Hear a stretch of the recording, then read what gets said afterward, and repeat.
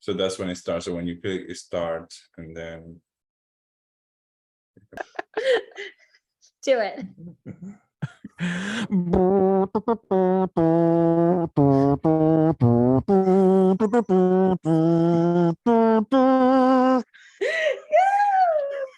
Hey everybody, welcome back to Home Position, the podcast where we talk about all things F1 and come at you with like a kazoo F1 intro from the very comfortable position of our couches at home. We are your hosts, Javier and Leslie Rodriguez, and today we are joined by our Nashville correspondent and resident Max Verstappen fan, Bobby Chase. Bobby, we're so excited to have you on the podcast. Hello. Yeah, thank you for having me. Yay. Big fan.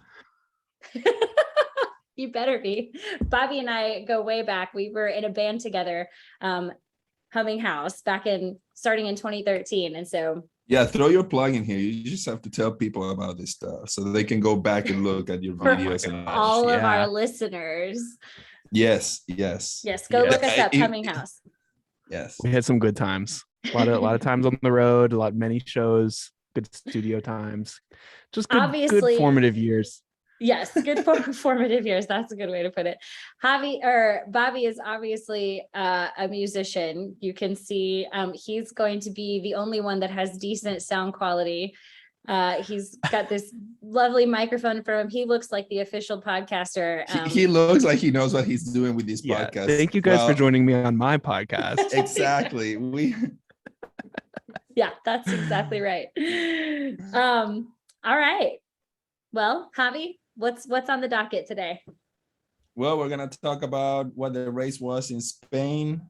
I guess we'll chat a little bit about Monaco coming up. Mm-hmm. But it's mainly about what happened in Spain because there were so many changes coming up. They were introducing new cars.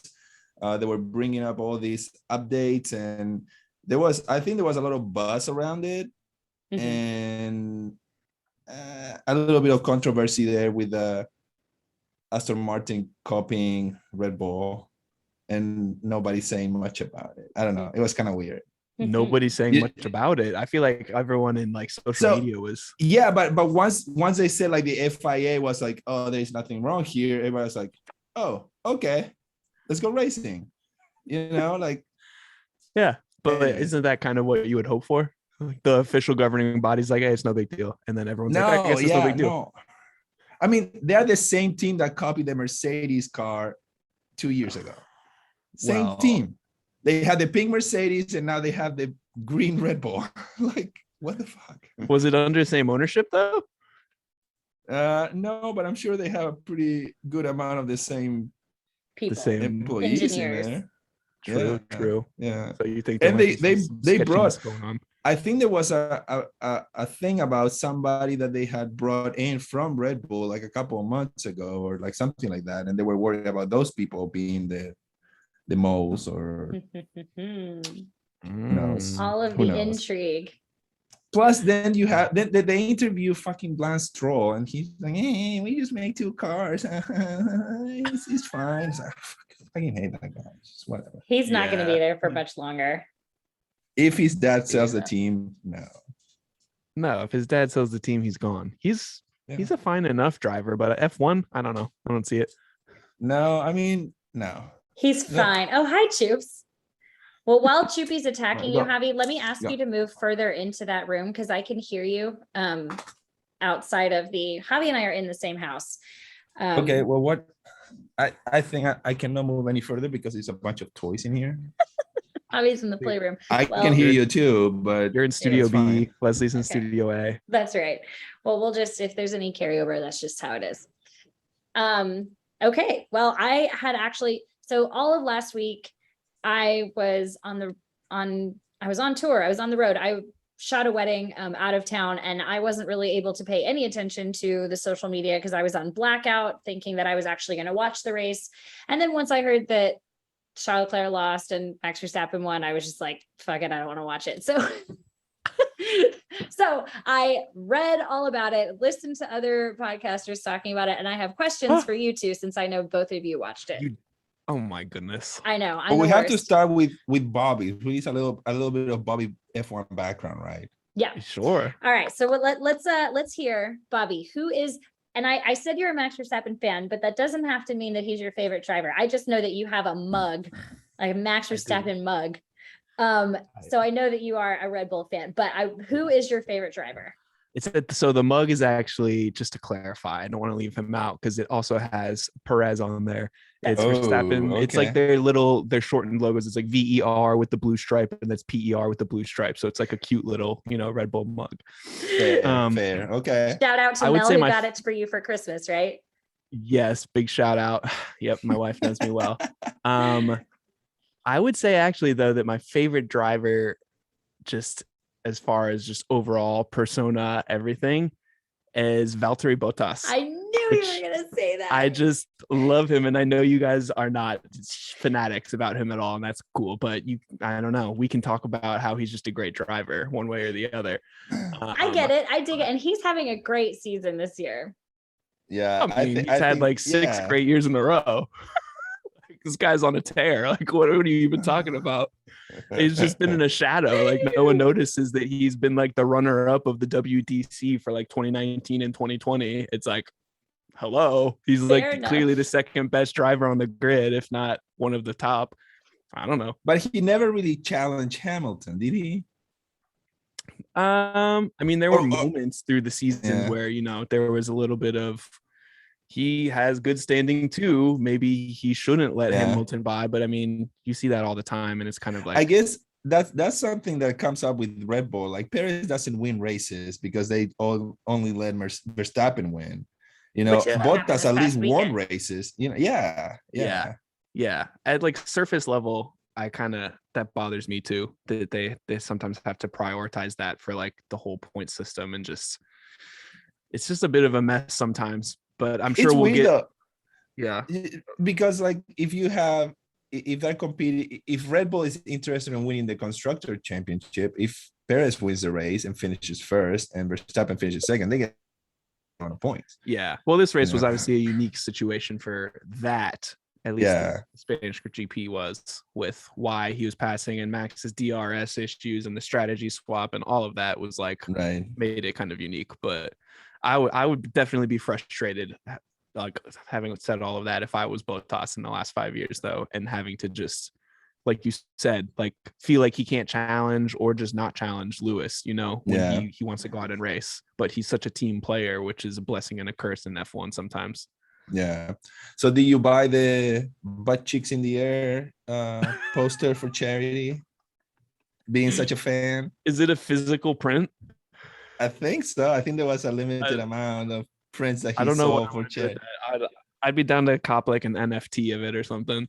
I mean, another mug. You can probably get a screenshot of it and mug it. Yeah, that'd be good. Oh my God, I'm sure it exists. I'm sure he doesn't have to create it. It's out there. We'll have to talk to Mel about it. You need a t-shirt. We'll have to get one for Bobby, and we'll have to get one for Marissa too, because I know Marissa's favorite is Bottas. Oh my gosh. Really? Yeah. Juicy booty, or just No, she's much like you, thinks he's a great driver and consistent, and he also has some interesting design elements to his helmets every week. So, and undeniably one of the juiciest booties of F1. I think we can just point out again. Absolutely. For sitting on it all day, I guess that's good.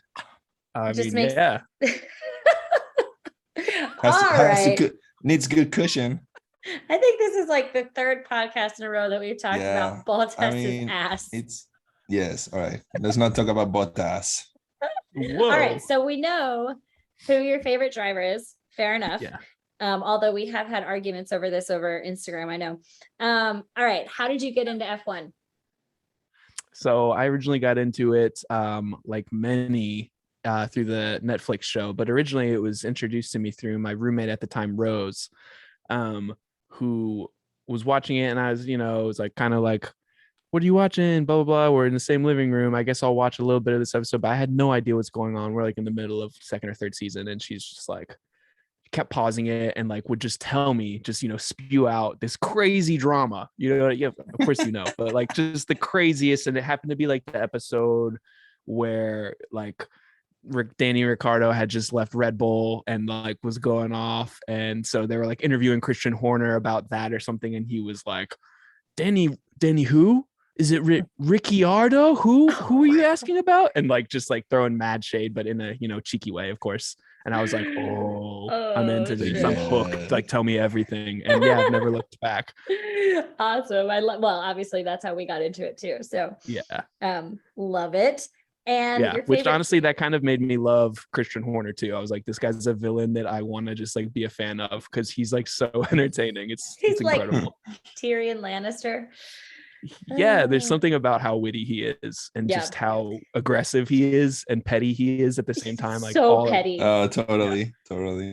Yeah, we've definitely said before that we have to admire his tenacity, and like he's perfect for that job. Oh my gosh, like, yeah. He is excellent at that job. He just makes me insane. Yeah, I feel that. And your favorite team. So Bottas is your favorite driver. Who's your favorite team?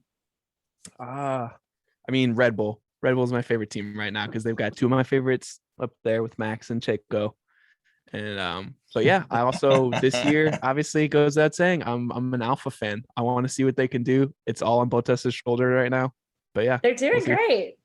I know he's doing amazing. It's honestly kind of crazy. He's been, and it's fun. It's cool seeing him. Obviously, of course, race against Lewis, but on a different team. But I'll kind of almost do similar so far this season. I think that'll all start to change eventually, but it's kind of interesting start to the year. Yeah, it looks like after this past race, things are going to start changing for Mercedes. So, Lewis. So let's get into it. Let's talk about the Spanish Grand Prix. Yes. First impressions. We already said that there was some drama and it was better than expected. I think this circuit is not usually something that people expect a whole lot from. So the fact that it was a really entertaining race, I think, says a lot for the weekend. Good job, Spain. Yes. Yeah, I mean, it's a cool track. Mm-hmm. All right, cool track. All right, so what do we think about the team orders? You guys kind of got into that, but I personally get very frustrated with team orders. Although, I mean, so knowing that it's a team sport, quote unquote, but it's really all about the driver. So Checo having to give up the lead in a race that he could have won. What are y'all's thoughts? It hurts anytime that happens. I hate it. I hate anytime there's like that team order on the radio and you hear whatever, like everyone's on the edge of their seat waiting to see how they reply, or if they just don't, if they just let them go by. It sucks because it's such a strategic, everything about F1 is strategic. And so you can't really fault the teams for having like this crazy intense strategy that they've clearly thought through and played out all these game theories for in every which direction. It's like they have a motive they're trying to achieve, and for them it is about the team, but for the drivers themselves, I have a harder time like kind of accepting it so early in the season too, though. Like it's if it was later on, like last year, it was obviously Verstappen and Hamilton, so both teams are just going to do anything for those two drivers to win. But right now, like things are just so wide open.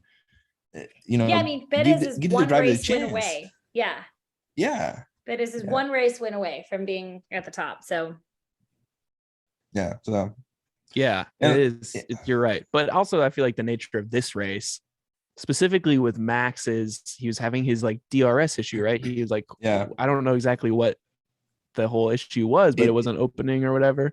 Yeah, they never clarify exactly what was happening, but it wasn't opening properly, and then he was pushing the button too many times, so it was opening and closing it, and it was just like a mess. Yeah. So like, I looked it up and they said they still hadn't found anything. So to me, that changes a bit. Like I would feel a little bit more understanding from like Checo, like, okay, get this guy as far out in the front of the pack where like he in theory won't need DRS. Right. And let him just like help the team on defense, which no one ever wants to hear again, including me. That just like sucks. Yeah. And I love Checo, and I wish he deserves so many more podiums. That guy's amazing. And he has like a heart of gold. You can just tell. I love Checo. So funny. I really hated him in like Netflix made him and Max look like villains. And now I really love him. Like it's very fun to watch Checo, and it kind of kills me sometimes that he's on Red Bull because Red Bull annoys me, but he has done such an incredible job. I mean, he didn't have a seat 2 years ago and nobody knew where he was going to go. And he's done an amazing job for Red Bull. And it sucks that he has to give up that spot when he could have won. And he is the like team player, and that's the role that he plays, and that's what keeps his seat. He's a wingman. He was hired to be that, you know. Yeah, he knew what he was signing up for. Yeah, he knew. Exactly. He knew. Yeah. And his son is very I guess cute. At the time, he might not have fully known how much of a number two, because Max hadn't won a championship at that point. Sure. And it was like, I think he like replaced Alex Albon, who was at the last trial at Red Bull that wasn't working out before that. So it was like, okay, yeah, he's clearly like not going straight into the number one seat, but it was, it figured itself out because Max was just driving like a man on a mission, and still is. I mean, even now it's crazy. He wins everything. Every race that he's able to finish, he wins. He drives when he's in front of the pack, like he's driving from the back of the pack and like ripping through everyone to get, like he like never lets off. It's crazy. That was a cool thing to watch on this race with Russell defending on him, even though obviously he didn't have DRS, so that kind of helped Russell a little bit. But even with that, like that part of the race was really cool. That was epic. I love seeing him and Russell battle. We haven't gotten to see a lot of one-on-one battles with Russell in general, just up high, in the front of the pack. It was like a high profile battle, and it was intense. Super good wheel to wheel. Yeah. Yeah. I think that that's going to happen more now that Mercedes is kind of getting the tweaks on the car to work properly, so hopefully we see more of that, because same thing. Russell is finally kind of proving himself like, hey, I'm for real.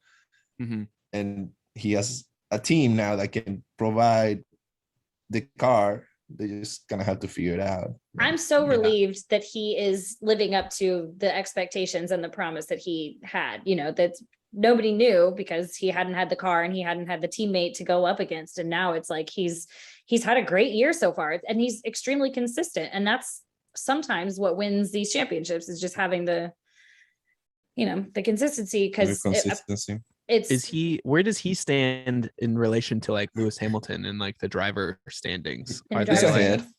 He's definitely ahead. He's had more podiums than Hamilton this year so far. Probably fourth right now. I would think that it's Verstappen, Leclerc, then Perez, then Russell. I mean, Russell has finished top 5 on every single race. Yeah, that's crazy. It's amazing. Yeah. And the season is still early.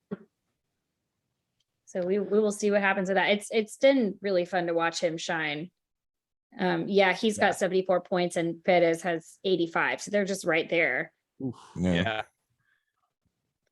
Leclerc is 6 points away from Verstappen. If he hadn't got that 6th place, dude, that DNF. Yeah, that 6th place. But that was so heartbreaking because he was crushing it too. I mean, he was like, they were already okay. Well. Yeah, Leclerc had won the race. Like only some crazy thing could have. Well, what happened? Obviously, a crazy I feel like thing. That's happened to him a lot too. And they go into Monaco now, where he's like cursed. He cannot finish. Do you think he's gonna break the curse this time? I don't know. I mean, he was driving Niki Lauda's car just to show, and he crashed.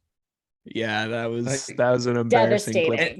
And it wasn't his fault. The brake broke, and then he couldn't control the car. Obviously, like he was going on a straight, and the brake pad or whatever just falls apart, and then obviously he crashes.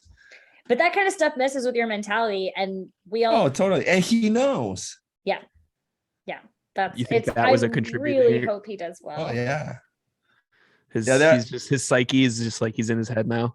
Totally. There are like memes out there that say like he's like talking to like the FIA kind of head of whatever and saying like, why don't we suspend the race? Like I saw that one.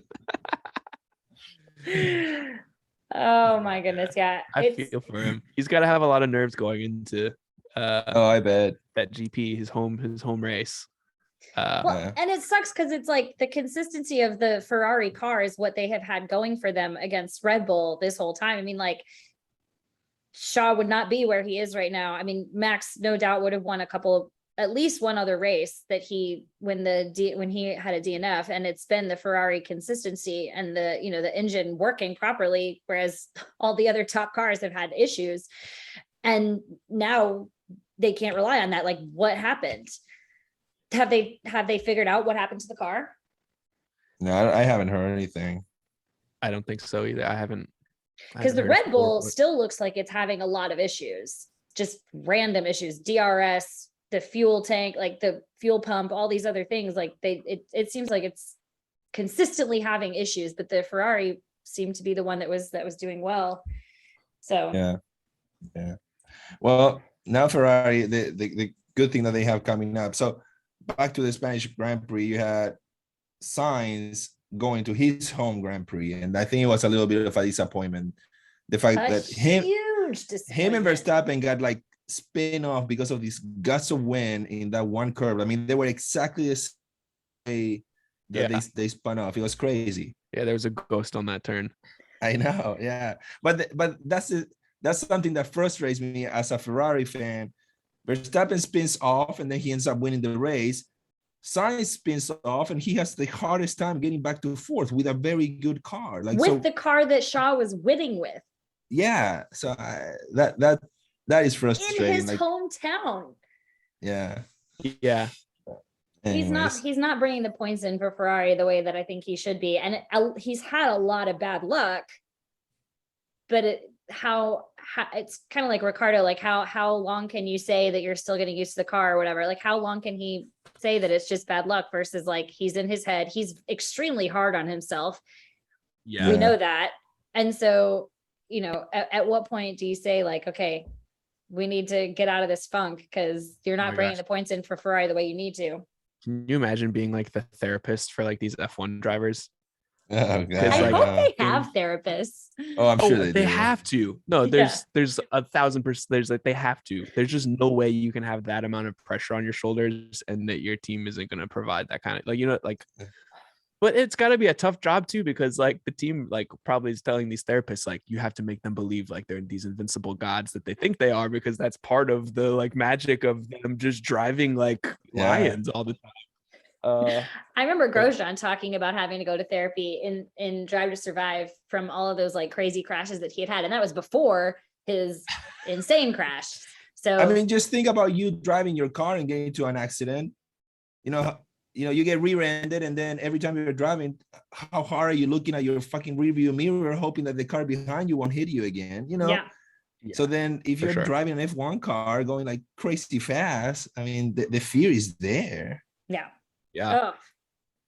Yeah. And but you see different drivers that do get shaken and other ones that like don't. Like everyone's gonna have their wipeouts and their spinouts from time to time, but like some people get really rattled and others like they figure it out, and it's always so impressive to see them just like next race it's like they're back in the cut, like and they just look 100% and you're like, what?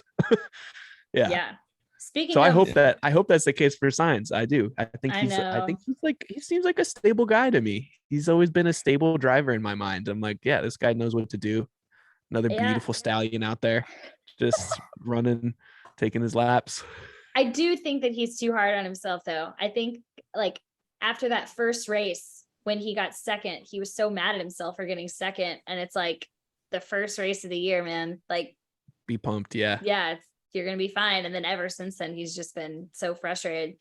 I think taking that second seat to Leclerc is just kind of messed with his head, because that even more than Perez when he joined Red Bull, like there was no definitive, is it Shaw, is it Sainz?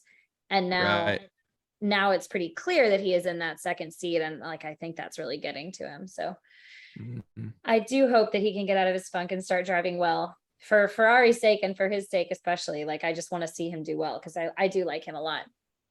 What do you think? I'm curious, like what do you think is the best way for a driver who's like in the second seat to prove himself to like all the teams out there that like I'm worthy, you know what I mean? Because like it's a tough spot to be in, because especially when you kind of accept that role at a certain point in the year, you're just like, yeah, this is what I am. Like what is the best thing best case scenario for them to like go out and attack like crazy, or to just like bring it home, safe drives, consistent drives? I think Top 10. I think consistent it's drives. yeah, I think it's consistency, because at one point, if you're the second driver, if you're consistent enough, you're gonna be beat by your teammate because of team orders.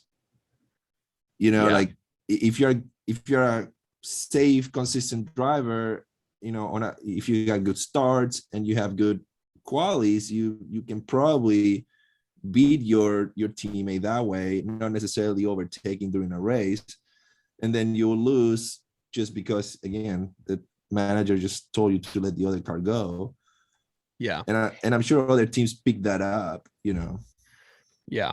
Was it the interview with Sainz on the Beyond the Grid, where he said that like once he had a long-term contract, he felt safer to start being more aggressive instead of just being consistent? So it was the knowledge that he had that like safe seat that allowed him to be a little bit more aggressive and go after the win rather than just being consistent so that he has a spot on the team. So yeah, I mean, it's hard to know. I think you make yourself indispensable to a team by being consistent, but you make yourself noteworthy and maybe more of a number one driver by being more aggressive and having that aggression actually pay off. Yeah. Like Max, like that's what Max does. He's consistent, but he's also extremely aggressive and he's consistently aggressive. Yeah, he's the best of both worlds. I mean, he's Yeah. clearly like a freak of nature out there, right? He drives so hard every race, regardless of where he's at on the grid. It's just insane. Yeah, it's Yeah. like if he has a car with problems, he competes. He manages it. Yeah, there was a one race that his car had lost like almost completely the floor of it, and he was able to score points. Like any other driver, they retire the car. Yeah. So basically you think an ultimate second chair driver, once that is kind of established at whatever point in the season, is to just keep scoring points and to just have safe, consistent drives, no DNFs at all, because they got to be the backup for the number one being aggressive. Right. So what happens when the number one goes off? Has been so good. Yeah, that's why Paris has been so good. Yeah, but then what happens? Like we kind of just saw what happens. Like Leclerc goes off, and then like Sainz is kind of expected to turn up. Yeah, he should have like gone, pedal to the floor. Like, all right, I'm number one now. Let's go. I need to get number one for us. But I'm sure Ferrari was hugely disappointed that he didn't.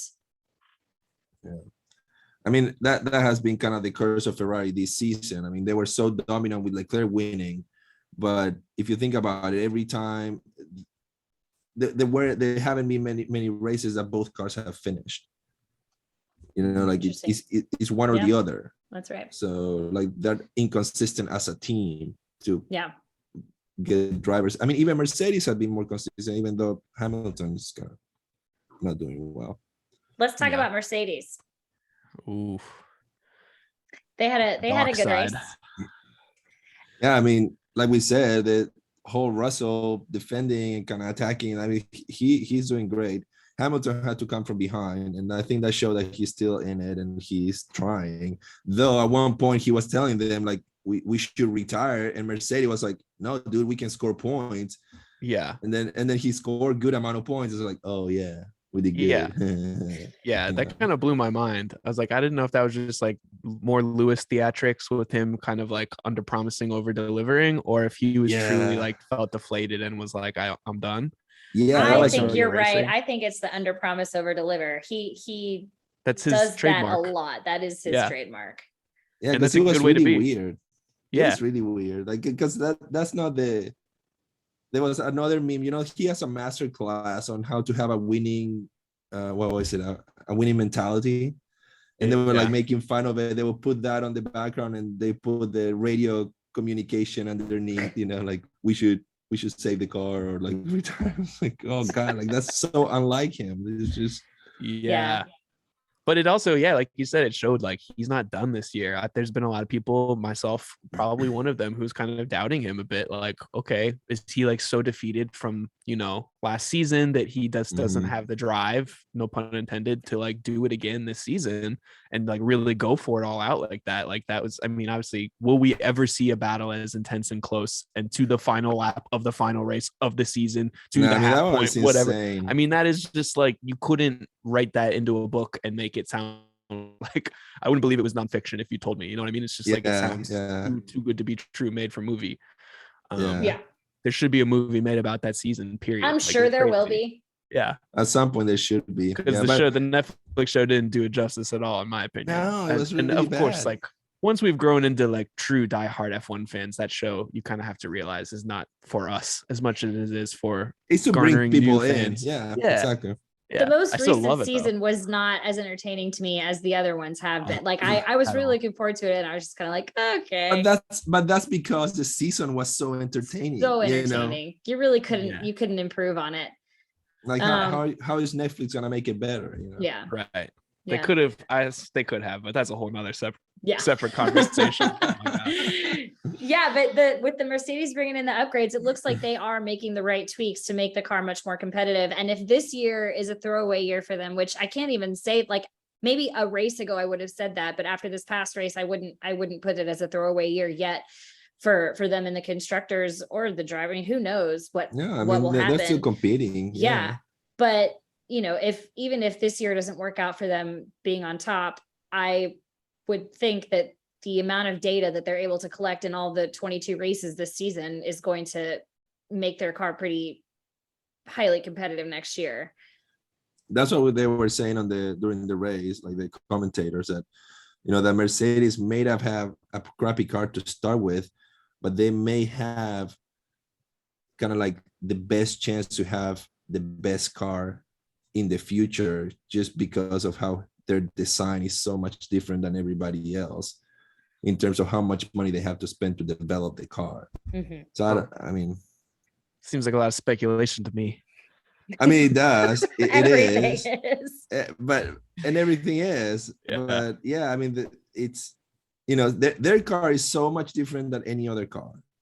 It is, but like, is it as bad as everyone is saying it is? That's the other thing. It's like George Russell is doing a really good job driving it, and Lewis is not right now, with the exception of probably last race where he just charged through the entire field like an absolute madman.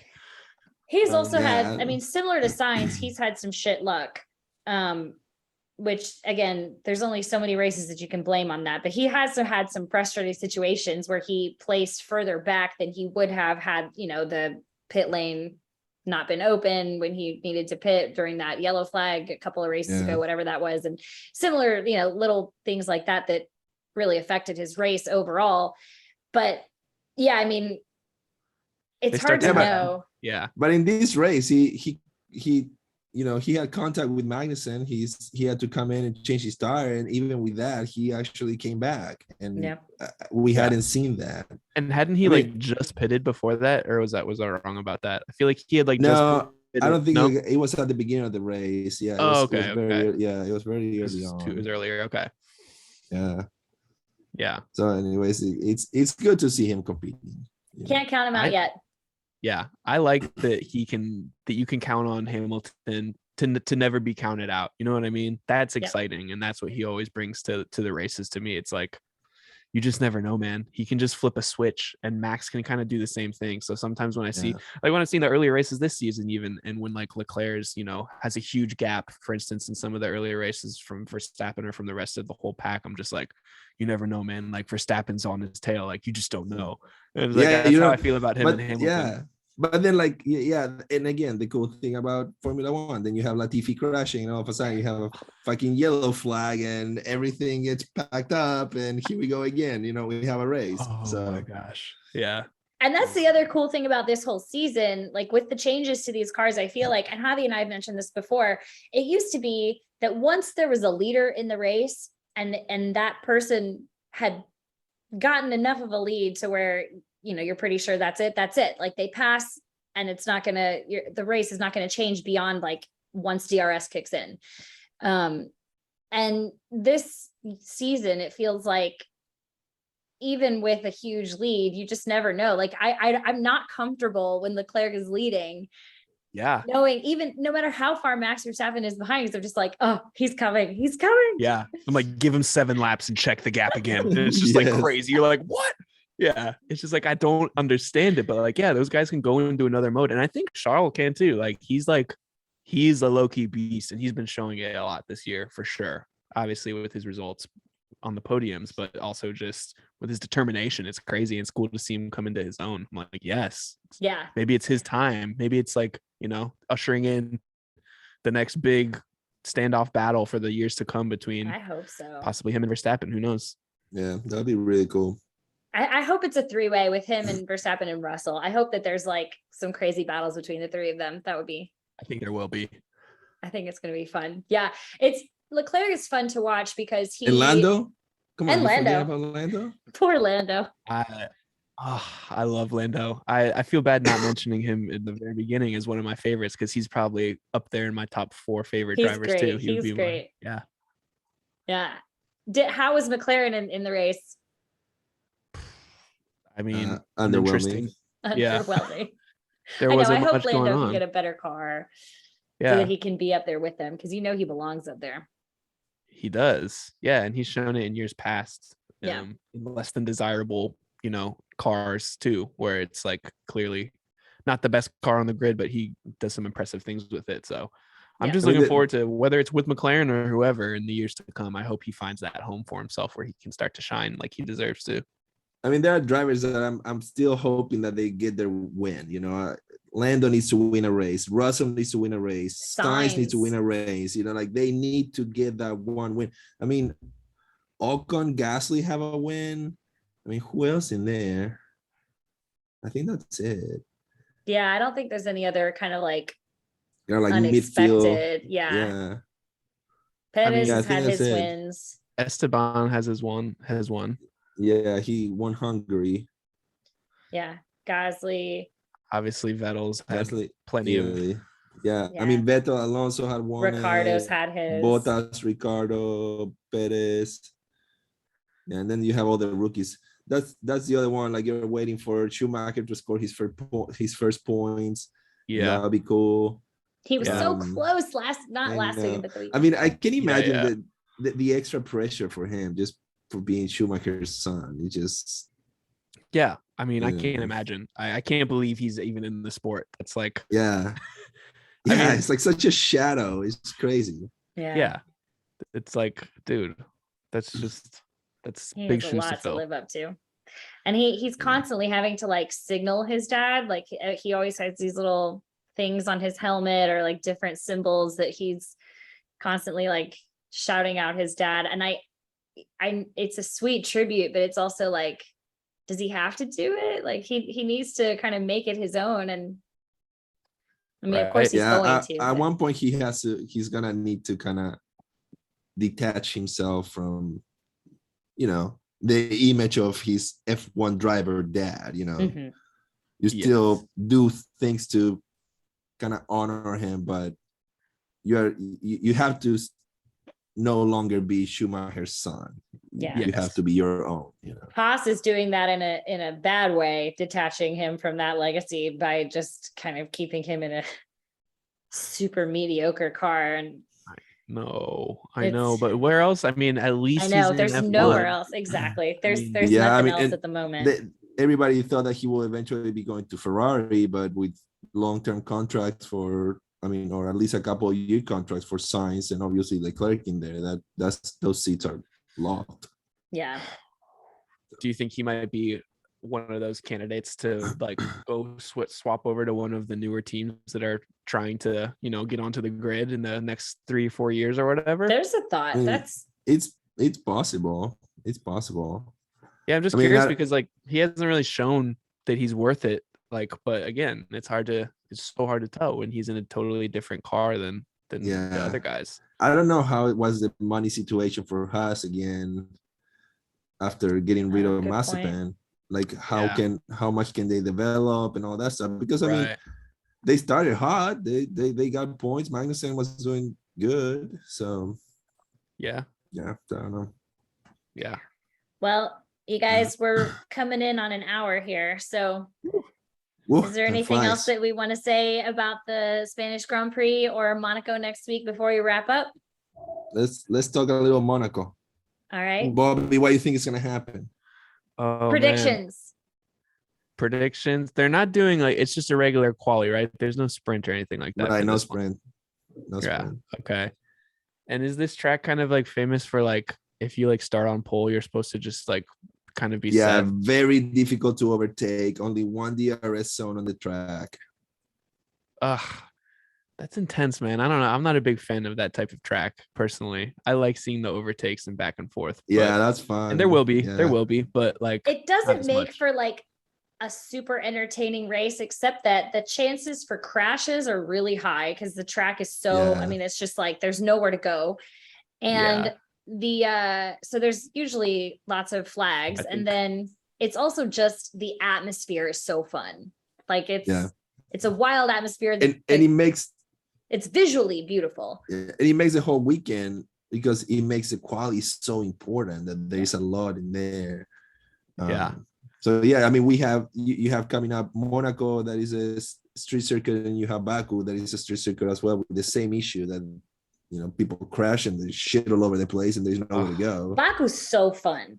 I love Baku's Baku. cool. Yeah. I think there's gonna be more crashes this next weekend. I think it's gonna get messy, and there's gonna be a weird top 3 podium. That's So what I'm who's gonna hoping win? for. Who's gonna win? I'm putting Russell on the top of the podium for this Ooh, that's one. a good one. That'd be cool. That'd be cool. I just think he's been so in strong. I Monaco. feel like he's been having the luck go his way. He's gonna like carve through the carnage and like just have a fortuitous. But can position he to go. qualify high? That's gonna be the thing. Like, he has to Yeah. qualify high. Leclerc and Verstappen are going to take each other out, and he's going to take advantage.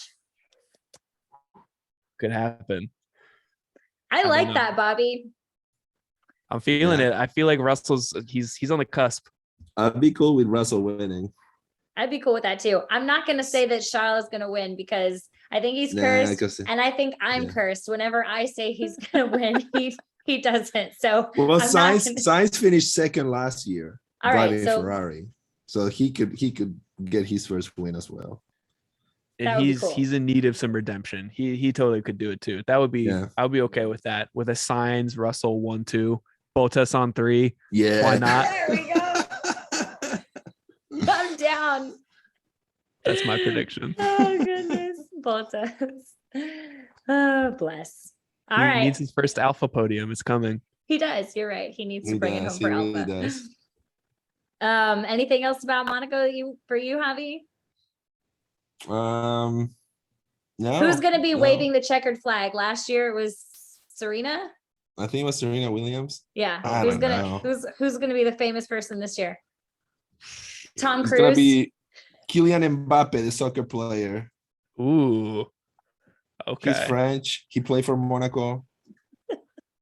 I think it's gonna He be just Tom signed Cruise like a because $200 Top Gun million comes out next contract. week. Ooh. Very good. Wait, what did you guess. say? I said Top Gun comes out next week, so I say it's gonna be Tom Cruise. It's possible. No, it should be Val Kilmer then. Val Kilmer. I feel bad. I've literally never like noticed who is waving the flag, and now I feel like I should have been. It's making me feel guilty. It's just Monaco. Like It's it's just just Monaco Monaco. that they have. Oh, like, it's just Monaco. that they sometimes have a famous person. Gotcha. Yeah, I it's have no never idea. it's never actually important. Yeah. Could be some All fashion right. designer. All right. Anything else to add? I don't No. think so. Thanks for having me, guys. This is fun, and Thanks for yeah, joining us. I love you both. Love the We love podcast, you. and yeah, You too. We'll have to do it again. Yeah, we're Sounds we're good. gonna rope you in again. This was fun. Let's But do it. but the next time for reals, we need some violin Formula One. Oh, okay. Or the we'll work piano. I on the mean, you theme. you Or did piano, that. yeah. We just play back I'll, there. I'll have to send you a clip. You can edit it into like intro music. It fades in with the piano Yes. version, and then we start the episode. We're good. Perfect. Yes. Did you like how I absolutely. played the piano? This was my Oh, yeah, piano just playing. All love it. right. You can follow Bobby on Instagram at Bugs_Bob. You can follow us at Home Position F1 on Instagram or Twitter, or email us homepositionf1@gmail.com if you want to agree with us, tell us that we're right, tell us that we're wrong. We want to hear from you. And yeah. I think Wait, that's Bobby pretty needs much to it. plug in his you guys have the Caloroso quartet. Oh yeah, we've got a string quartet. Yeah, at There you go. Caloroso Quartet. I mean, if you're into string quartets, by all means, You're getting married, hire them. yeah, definitely do that. Yeah. All right. Thanks, Sounds guys. good. We'll see All y'all right, next time. bye. All right. Bye bye. Thanks.